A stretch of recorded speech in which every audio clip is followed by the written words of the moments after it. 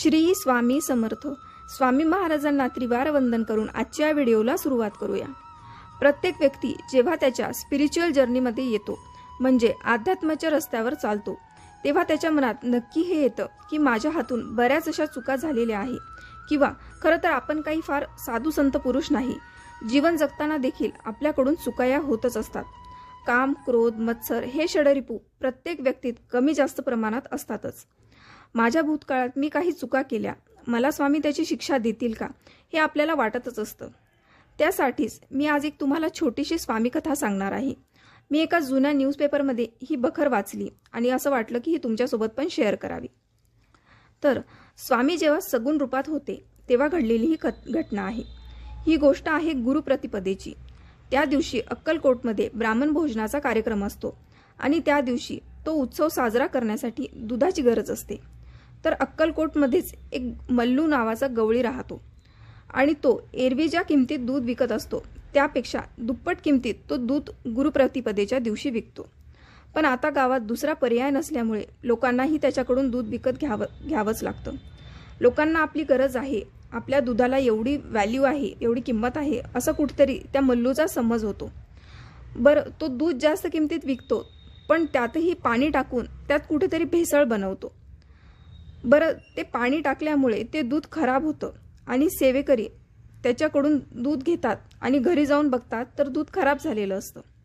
हा सगळा प्रकार पाहून ते सेवेकरी स्वामीजवळ जातात आणि त्यांना सांगतात की महाराज, आज गुरुप्रतिपदेचा उत्सव साजरा करण्यासाठी आम्ही दूध घेतलं, मल्लूकडून जास्त पैसे देऊन घेतलं आणि त्याच्यात पण त्यांनी गफलत केली.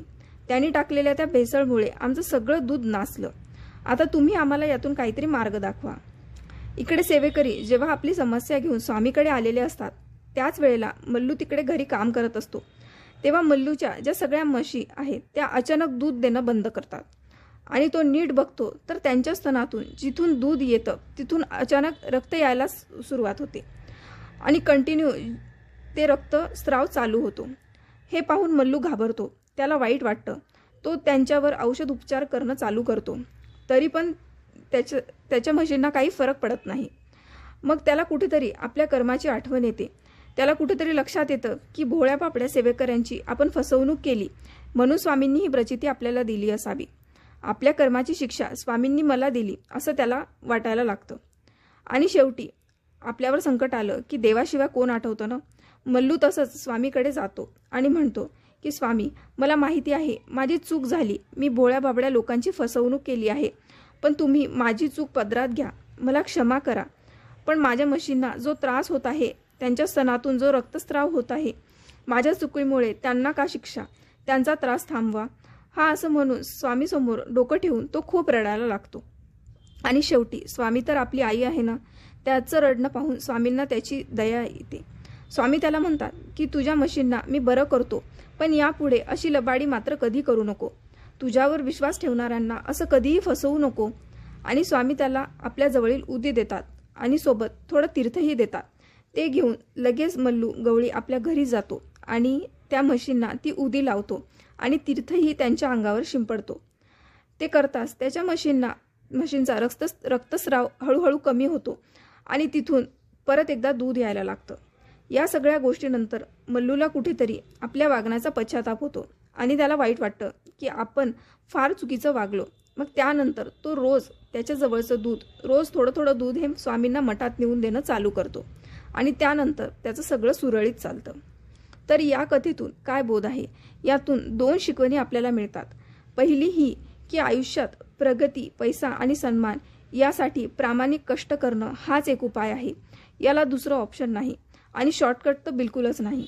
जर लक्ष्मी बुद्धीने मिळवता आली असती तर आज जगात खूप चालाक लोक आहे ते नक्की श्रीमंत असते.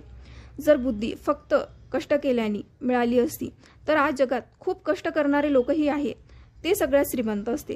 पण खरं तर हे आहे की लक्ष्मी ही फक्त आपल्या कर्मांनी आपल्या नशिबात येते. आणि कर्म म्हणजे इथे मी प्रामाणिक कष्ट म्हणत आहे.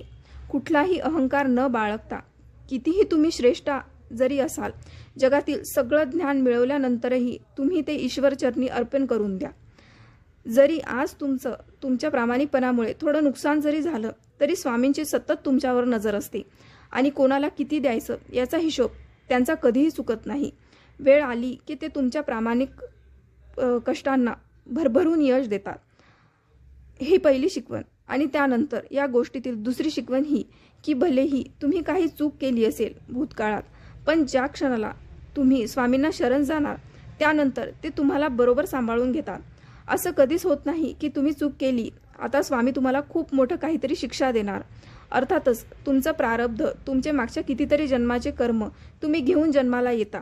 पण जर तुम्ही एकदा स्वामींना शरण गेला तर तुमच्या प्रारब्धाचे भोग भोगताना स्वामी तुम्हाला फुलाप्रमाणे जपतात आणि कधीही एकटं सोडत नाही. त्यामुळे मनापासून सेवा करून आपल्या सेवेचा बॅलन्स वाढवा. आणि एकदा तुम्ही मनापासून या मार्गात आले ना की आपोआपच तुमच्यात असे बदल होतील की तुमच्याकडून कधीही जाणून बुजून कोणाचं वाईट होणार नाही. आणि नकळत झालं तरी त्यातून स्वामी तुम्हाला नक्कीच सांभाळून घेतात. श्री स्वामी समर्थ.